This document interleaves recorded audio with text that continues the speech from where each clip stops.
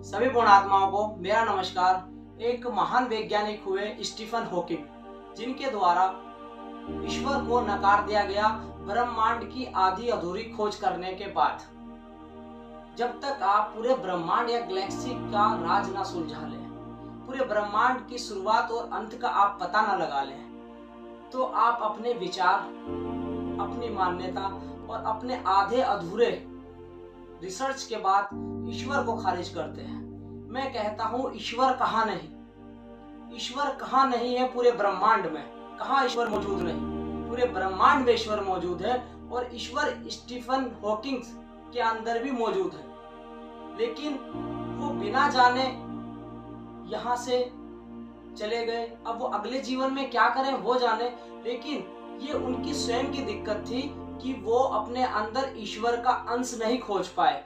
पूरे ब्रह्मांड में ईश्वर खोजने की जो उनकी ललक थी, जो उनकी जिज्ञासा थी, मैं उसके ये नहीं कि उनका विरोधी हूँ, मैं ये कह रहा हूँ कि वो नहीं जान पाए कि ईश्वर कहाँ नहीं है। ईश्वर पूरे ब्रह्मांड, स्टीफन हॉकिंग के स्वयं के अंदर भी ईश्वर मौजूद थे और है और रहेंगे। लेकिन ईश्वर को ऐसे नहीं जाना जा सकता जैसे वो जानने की कोशिश कर रहे थे। बिना स्वयं के जाने आप ईश्वर को नहीं जान सकते। पहले आप स्वयं को तो खोज लें। क्या वास्तविकता में आप स्टीफन हॉकिंग ही थे? जो नाम आपको दूसरों ने दे किया, आप वही थे? क्या जो शरीर आपको माँ बाप के द्वारा प्राप्त हुआ, क्या वही सत्य था? क्या जो उस शरीर को चलाने वाली जो चीज थी, क्या वो कुछ नहीं थी? क्या वो एनर्जी नहीं थी? क्या वो आत्मा नहीं थी? क्या वो ईश्वर का अंश नहीं थी?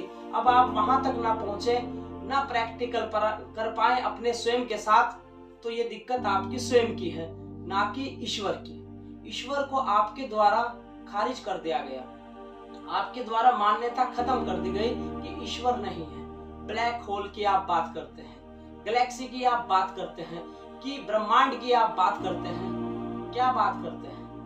आपके बात करने से आप सुलझ जाओगे, आप गैलेक्सियों के अंदर घुस पाओगे, वो एक अलग विषय की बात है। लेकिन क्या आप पूरे ब्रह्मांड की शुरुआत और अंत का पता लगा पाएंगे? नहीं लगा सकते। कोशिश करते रहो, 1000 बार कोशिश करते रहो, बिना आत्मा से, बिना अपनी आत्मा के जाने आप उसको ब्रह्मांड की खोज, ब्रह्मांड के बारे में नहीं पता कर सकते। ऐसे ही भ्रमित रह जाओगे, ऐसे ही जीवन गवा दोगे और ऐसे ही एक छोटे बच्चे के समान आपका जीवन समाप्त हो जाएगा, जो खेल खिलौनों में लग जाता है। ब्रह्मांड को खोजने के लिए ये एक खेल खिलौने ही हैं। आप एक खेल खिलौनों के साथ ही खेल रहे हैं। ब्रह्मांड को जानना बुद्धि से और आविष्कारों से नामुमकिन है। अपनी आत्मा से ही खोज सकते हो, जान सकते हो। जितने महापुरुषों ने बताया, वो जानने के कैसे जाने गया, वह ऐसे ही जाना गया कि उन्होंने अपनी आत्मा से जाना। अपनी आत्मा को जानने के लिए ही पहले आत्मा तक पहुंचे। क्या कभी शरीर से बाहर आए? क्या कभी आत्मा देखी? सिर्फ कहानियों में, किस्सों में। आपको तो वो चाहिए सबूत। तो आपने ईश्वर जो खारिज कर दिया, तो उसका भी आपके पास क्या सबूत है? आप सबूतों पे चलते हैं, तो क्या सबूत है कि ईश्वर नहीं? और ईश्वर मैं कहता हूं कहां नहीं, पूरे ब्रह्मांड में ईश्वर है। ईश्वर कहां नहीं? स्टीफन हॉकिंग जैसे बैठे थे, जिस ऊर्जा से वो चल रहे थे, जब वो जीवित थे, तो उन्हें कौन चला रहा था? उनकी बुद्धि में विचार कैसे आ रहे थे? कैसे वो ब्रह्मांड की खोज के लिए जा रहे थे? क्या ईश्वर मौजूद नहीं था? कहाँ ईश्वर नहीं? शरीर छोड़ने के बाद उस शरीर में ईश्वर मौजूद नहीं। ईश्वर जब तक मौजूद है, जब तक आपका शरीर खड़ा। जैसे ही शरीर गिरा, ईश्वर भी आपसे अलग। अब ईश्वर नई ऊर्जा जो उनकी है, वो नया रूप धारण करे।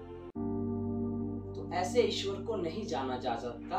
अपने मन और विचारों से आप जो अपने विचार रख देते हैं, अपनी अधूरी जो खोज आप करते हैं, पूरे ब्रह्मांड को आप जानने का सोचते हैं, आप कहाँ टिके हैं? अगर स्टीफन हॉकिंग होते तो उनसे प्रश्न में करता कि आप कहाँ हो?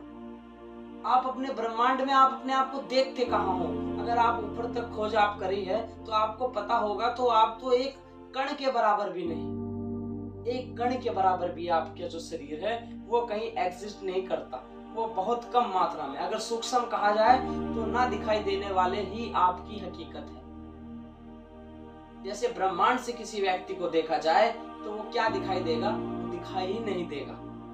तो इतना समझ लीजिए कि वही औकात और वही हैसियत हमारी है। सिर्फ आत्मा को जाने, जिस चीज के लिए ईश्वर ने आपको यहाँ भेजा है, जिस चीज को जानने के लिए भेजा है, आविष्कार करिए और चीजें करिए, हमें उससे दिक्कत नहीं। अच्छी चीज है, हम मना नहीं कर, लेकिन कम से कम उस आविष्कार को जिसने, ईश्वर ने जो आविष्कार किया, कम से कम उसे भी खोज लीजिए। ईश्वर ने भी किसी चीज का आविष्कार किया है, वो आपके अंदर मौजूद है। कभी उसके खोज के लिए भी बैठिए, कभी स्वयं के साथ भी बैठिए। सिर्फ अपने विचार, तर्क, बुद्धि और गुरु, इनके चक्कर में ना रह जाएं। अगर इनके चक्कर में ही रहना है तो ऐसे ही गोल गोल घूमते रहेंगे। जैसे आप ब्रह्मांड की खोज में गए, लेकिन आपने लास्ट में कहा कि इसमें तो घुसा ही नहीं जा सकता। ऐसे ही अंदर ईश्वर का रूप मौजूद है। आप ऐसे ही अगर रहेंगे तो गोल गोल ऐसे ही घूमते रहेंगे और स्वयं ईश्वर तक नहीं पहुंच पाएंगे। पहले शुरुआत आपको स्वयं के साथ करनी होगी, अपने साथ बैठना होगा, अन्यथा ऐसे ही भ्रमित रहेंगे। खोज, कार्य, परिवार, सब कुछ करो, कोई दिक्कत नहीं है, लेकिन कम से कम आप खोज कर रहे हैं, खोज भी करें, लेकिन कम से कम अपने अंदर भी खोज करें। शरीर के अंदर भी कुछ है जो आपको दिखाई नहीं दे सकता। कोई है जो सारे अनुभव करता है, कोई है जो निकलने के बाद फिर अनुभव करता, बचता ही नहीं। कौन है जो अनुभव करता निकल जाता है और फिर शरीर में से बचता ही नहीं? क्यों? शरीर जब तक बिल्कुल खत्म ना हो जाए, क्यों वो ऊर्जा उसमें नहीं रहती? कई बार समय से पहले ही वो ऊर्जा चली जाती है। क्यों निकल जाती है? उस शरीर को तो जीवित कर देना चाहिए, वो शरीर तो चलता रहना चाहिए हमेशा के लिए, जब तक वो बिल्कुल ही खत्म ना हो जाए। लेकिन ऐसा क्यों नहीं होता?